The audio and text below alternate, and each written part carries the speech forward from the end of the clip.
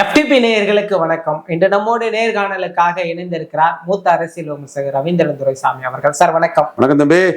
Sir, என்னதான் விஜய் அவர்கள் ஓட்டு நிரூபிக்கப்படவில்லை அப்படின்னு சொன்னாலுமே கூட கடந்த வீடியோ வெளியிட்ட போது கூட எனக்கு ஆதரவா பேசிய கட்சி தலைவர்கள் அனைவருக்கும் நன்றின்னு சொல்லியிருக்காரு. அதுல அண்ணாமலையும் எடப்பாடி அவர்களை குறிப்பிட்டு தானே சொல்லியிருக்காரு. அப்போ ஆப்ஷன் ஓபன் பண்ணியிருக்கிறாருன்னு தான் சார் நம்மளால பார்க்க முடியுது. இது ஒரு நுணுக்கமான கேள்விதான். நான் இத பெயர் சொல்லலன்னு சொல்லிக்கிட்டு நான் ஒதுங்கி போக நினைக்கல. விஜய் மன வலிமை இழந்துட்டாரா? இந்த சந்தர்ப்பவாத கூட்டங்களை வச்சு நம்ம தனிச்சு நிற்க முடியாது. நம்ம கிட்ட கேண்டிடேட்டா போட்டாலும் திமுக அண்ணா திமுக விலை போயிடுவான்னு நினைக்கிறாரா? ஒரு டீம் ஸ்பிரிட்டா நின்று நாம் தமிழர் ஃபைட் பண்றாங்களா, அந்த மாதிரி ஃபைட் பண்ண மாட்டாங்கன்னு அவர் ஆட்களையே நினைக்கிறாரா? அல்லது அவரு மதுரை மாநாட்டுல சொன்ன மாதிரி எல்லாமே சீரோக்கள் தான், வேல்யூ இல்லாதவங்க நினைக்கிறாரா? எனக்கு அதுதான் தோணுது. அப்ப விஜய் தான் இதுல முடிவு பண்ணணும். எடப்பாடி விஜய கண்டு பயப்படுறாரு. பாஜகவோட ஆட்டத்தெல்லாம் நம்பாதீங்க. அது அவங்க இதுக்கு ஏதாவது பண்ணுவாங்க, ஒரு கேரண்டி இருக்காது. அது அண்ணாமலை வேற கேட்டுட்டாரு, விஜய் பேசிட்டுட்டாரு. போன பேட்டியில் அதை சொன்னாரு.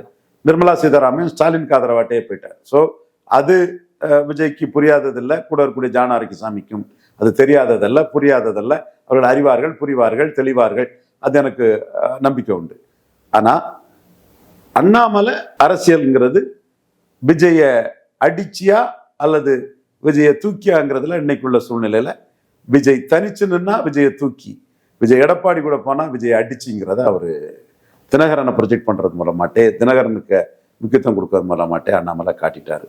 எடப்பாடி அரசியல் விஜய் தனிச்சு நின்னா தனக்கு பாதிப்பு, அதனால விஜய் கூட்டணிக்கு வரணுங்கிறது எடப்பாடி அரசியல். நீங்க அண்ணாமலை எடப்பாடி ரெண்டு பேர்லயே ஒவ்வொருத்தர் அரசியலிலும் மாறுபட்ட கோணங்கள் இருக்கு. ஒரே அணியில தான் இருக்கிறாங்க, ஆனா அணி ஒன்று, கோணங்கள் வேறு. அப்ப அந்த கோணங்கள் வேறுன்னு நம்ம பார்க்கும்போது எடப்பாடியின் கோணம் தான் விஜய்க்கு சூட் ஆகுது. ஆனா மீண்டும் நாம சொல்றோம், பலம் நிரூபிக்காம நீங்க கூட்டணி போனீங்கன்னா பரிகட்டு போவீங்க, கேவலப்பட்டு போவீங்க, அசிங்கப்பட்டு போவீங்க, சிவாஜி மாதிரி ஆயிருவீங்க. பலம் நிரூபிக்கிறதுக்குள்ள வழியை பாருங்க. ஒரு 600 கட்சி பிரமுகர்களை கூப்பிட்டு பேசுங்க. ஒவ்வொருத்தருக்கும் 1 கோடி ரூபாய் நான் தாரேன்னு சொல்லுங்க. ஒரு 214 பேர் அதை செலக்ட் பண்ணுங்க, கேண்டிடேட் போடுங்க. கிருஷ்ணசாமிக்கு வந்தா அவரு நீங்களும் பேசி கொடுக்கறது உங்க விருப்பம்.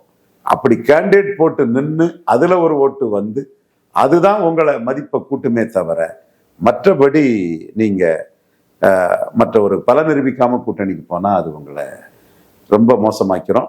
இப்போ எடப்பாடி உங்களை ஒரு சின்ன ஃபோல்ஸ் ஆட்டு 20 சீட்டு 25 சீட்டு லெவலுக்கு ஆக்கிடுவாரு. ஒரு வகையில பலம் நிரூபிக்காத ஒருத்தருக்கு என் பார்வையில 25 சீட்டு நல்ல சீட்டு தான் என்னை பொறுத்தளவுல. பலம் நிரூபிக்காத ஒருத்தருக்கு, அன்டெஸ்டட் நாட் ப்ரூவ்டு இதுக்கு. ஸோ எது எப்படியோ ப்ரூவ் பண்ணாதான் மரியாதை, ப்ரூவ் பண்ணாதான் அந்த ஓட்டு உங்க ஓட்டு. உங்களை சிஎம்மா சொல்லி வரக்கூடிய ஓட்டு நீங்க எடப்பாடி சொன்னா போட மாட்டான். ஒரு வன்னியர் வெள்ளாள கொண்டு போடலாம், அவங்களுக்கு லாபம் இருக்கு. பெனிஃபிஷரி காஸ்ட், நான் பெனிஃபிஷரி காஸ்ட் பறையர்களும் செங்குந்தர்களும் நீங்க எடப்பாடியை சிஎம்மா சொன்னா போட மாட்டாங்கன்னு தான் என்னோட கருத்து. எனிவே இது முடிவெடுக்க வேண்டியது விஜய். ஒரு கேட்ச் 24 சிச்சுவேஷன்ல மாட்டிக்கிட்டாரு. எதுவுமே பேசாம அவரு இதுவும் கடந்து போகும்னு காலம் சூழல் வரும்போது மீண்டும் அவரு கொள்கை எதிரி, அரசியல் எதிரின்னு பேசலாம். எது எப்படியோ இப்போ அவர் ரொம்ப இக்கட்டான சூழ்நிலை இருக்கிறாரு. ஒருவேளையில இதெல்லாம் மறுத்து பேசிட்டாருன்னா எடப்பாடி ஆதரவு கருத்தை நீட்ட மாட்டாரு. அப்ப ஆதரவு இல்லைன்னு ஸ்டாலின் அரெஸ்ட்ங்கிற அளவு கூட போகலாம். ஸ்டாலின் அரெஸ்ட்னு போக மாட்டார். ஏன்னா ஸ்டாலின் விஜய் உங்களை எதிரியா பார்க்கல, எடப்பாடியை தான் எதிரியா பார்க்கிறார் 100%. அப்போ உங்களுக்கு லாங் ரூட் கொடுக்குறாரு, உங்களை அரெஸ்ட் பண்ணாம விடுறாரு, உங்க ஆட்களையும் அரெஸ்ட் பண்ணல. அப்போ பப்ளிக்ல இருந்து ஸ்டாலின் என்னைய அரெஸ்ட் பண்ணதுக்கே பயப்படுறாருன்னு, பழி வாங்குறாருன்னு சொன்னவன் அரெஸ்ட் பண்ணதுக்கே பயப்படுறாருன்னு பேச்சு வரணும். ஏன்னா அரெஸ்ட் பண்ணா நீங்க இன்னும் வேகமா எடப்பாடி கிட்ட போய் விழுந்துடக்கூடாதுன்னு ஸ்டாலின் பாக்குறாரு. சோ பலம் நிரூபிக்காத உங்களை கலைஞர், புரட்சி தலைவி, மக்கள் திலகம் இவங்களுடைய தவறுகள் இருந்து பாடம் படிச்சுட்டு அரசியல் பண்ணக்கூடிய மு.க. ஸ்டாலின் ரொம்ப துல்லியமா தன்னுடைய எதிரி எடப்பாடி தான். நானும் சொல்றேன், அம்பேத்கர் சொல்றாரு ஐடென்டிஃபை த எனிமின்னு. ஐயர் நாடார் என்ன செய்யணும்னு சொன்ன புரிஞ்சுன்னு மிதுன் பழனிசாமிக்கு உள்ள அரசியலை தான் நாம ஒரு டைப்பா காம்ப்ரிஹென்சிவா நம்ம பண்ணிட்டு இருக்கோமே தவிர விஜய் இந்த விஷயத்துல நம்ம அலர்ட் பண்ண தான் செய்யறோம். நம்ம அலர்ட் பண்றது சகாதேவ மாதிரி 24 நிக்க சொன்னோம், தப்பு பண்ணீங்க, 39 போட்டிருக்கணும். விக்கிரவாண்டியில நிக்க சொன்னோம், ஈரோடு கிழக்குல நிக்க சொன்னோம். கூட்டணி ஆட்சிங்கிறத தாண்டி கூட்டணியில பங்குங்கிற வார்த்தையை பல நிரூபிக்காத நீங்க சொன்னா அதுக்கு வேல்யூவே கிடையாதுன்னு சொன்னோம். இப்பவும் அப்படித்தான் இருக்குது. தினகரனே உங்களை எடப்பாடி கூட பேருவாங்க எண்ணத்துல தூக்கி போட்டுட்டு போயிட்டார். தினகரனே எடப்பாடி பின்னாடி நீங்க பேசிட்டீங்க, செட்டில் ஆகுதுன்னு தூக்கி போட்டுட்டு போயிட்டாரு. அதான் மீண்டும் சொல்றோம், பலம் நிரூபிக்கிறதா எதிர்காலத்தில் உங்களுக்கு மரியாதை, பலம் நிரூபிக்கிறதா உங்களுக்கு நல்லது. அது எப்படின்னு சொன்னா, நம்பகத்தனமான ஆட்களை நீங்களே சூஸ் பண்ணுங்க, ஃபண்ட் பண்ணுங்க, பலத்தை நிரூபிங்க, அது உங்களை உயர்த்தும். சார், ஆனா கரூர் சம்பவத்துல விஜய்க்கு ஆதரவா நின்ன தலைவர்கள்ல சீமானும் ஒருவர். அந்த வீடியோ விஜய் போடுறாரு, அதுக்கப்புறம் தெரிய வருது விஜய் ஒருவேளை அதிமுக பாஜக அப்பக்கம் போறாரோன்னு தெரிஞ்சுதான் சீமான் அவர்கள் எதிர்ப்பு நிலையை எடுக்கிறாருன்னு பாக்குறேன். சீமான் ரொம்ப போல்டான தலைவர். Fortune favours the brave. திமுகவையும் அண்ணா திமுகவையும் அவர் அடிக்கிறார். திமுக மு.க. ஸ்டாலின் தலைமையில அவர் தலைமைக்கு 47% வாக்கு கிடைச்சிருக்குது. ராகுல் தலைமைக்கு கிடைச்சதுங்கிறது வேற. அது 2019. 2024 மு.க. ஸ்டாலின் தலைமைக்கு 47% வாக்கு கிடைச்சிருக்கு. கமலஹாசன்லாம் உள்ள வந்திருக்கிறார். அந்த 47% ஒரு பக்கம். 23% PM கேண்டிடேட் இல்லாம தேமுதிக கூட்டணியோட இவர் ஐயா எடப்பாடி பழனிசாமி கிடைச்சது 23%. 23, 47, 70. இந்த 70ஐயும் சீமான் டார்கெட் பண்றார். இந்த இடத்துலதான் விஜயோட அரசியல் கோழைத்தனமும் சீமானின் வீரமும் தெரியுது. ஜான் ஆரோக்கியசாமி, விஜயோட அரசியல் கோழைத்தனமும் சீமானின் வீரமும் இந்த இடத்துலதான் தெரியுது. சீமான் இந்த இடத்துக்குள்ள என்ன பாக்குறாருன்னா 70% ஓட்டை டார்கெட் பண்றாரு. திமுகவும் அண்ணா திமுகவும் ஒரே குட்டையில் உரிய மட்டைகள்னு பெருந்தலைவர் காமராஜ் சொல்றத அண்ணாமலை சொல்லிதான் 18% எடுத்தார்.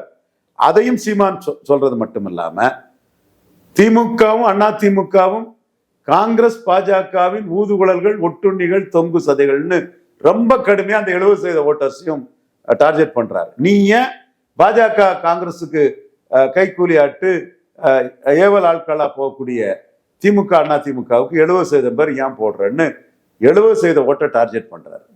இது யாருமே எதிர்பாராத ஒரு வீகம். இப்படி ஒரு வீகத்துலதான் 8% பார்லிமெண்ட்ல சீமான் எடுத்தார். மாயாவதி கீழே வரும்போது, ஐஎன்எல்டி கீழே வரும்போது, ஹாலிடல் கீழே வரும்போது, பிஆர்எஸ் கீழே வரும்போது, ஏன் பஞ்சாப்ல ஆம் ஆத்மி கீழே வரும்போது, 5 கட்சிகளும் இண்டி பிளாக்குக்கும் என்டிஏ அலையன்ஸுக்கும் இடையில கீழே வரும்போது சீமான் மட்டும் 3.8, 8.2 2 மடங்கு மேல உயர்த்தி சாதனை பண்ணாரு. அதே வீகத்துல சீமான் இன்னைக்கு வராரு. சீமானுக்கு வீகம் துணிச்சலோட 214 தனிச்சுன்னு இருக்குது. இந்த துணிச்சல்ல தான் சீமான் கமலஹாசனை மிஞ்சினார்.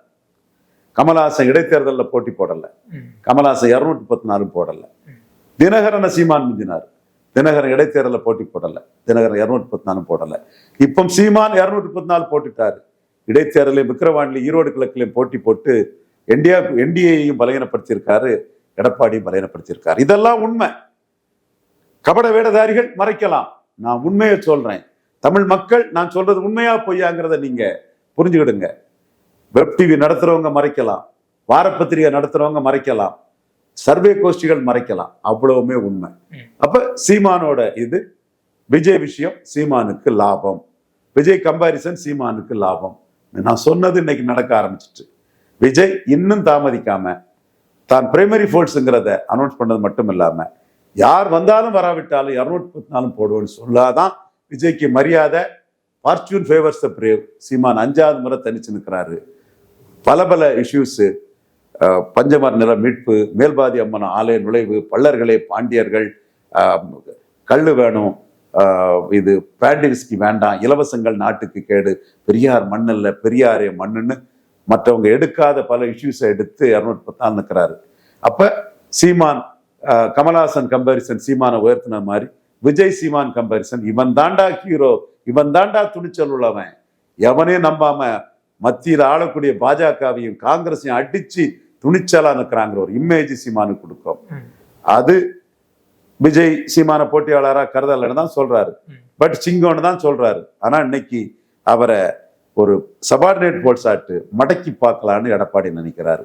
என்ன செய்ய போகிறார் விஜய்? அவர் தான் முடிவு பண்ணும். நிச்சயமா சார், தற்கால அரசியல் சூழ்நிலை இருக்கக்கூடிய பல்வேறு கேள்விகளை உங்கள் முன் வைத்தேன். அது எல்லாத்துக்கும் மிக தெளிவா பதில் சொன்னீங்க. நம்ம மேலும் ஒரு காணொளியில சந்திக்கலாம் சார். நன்றி.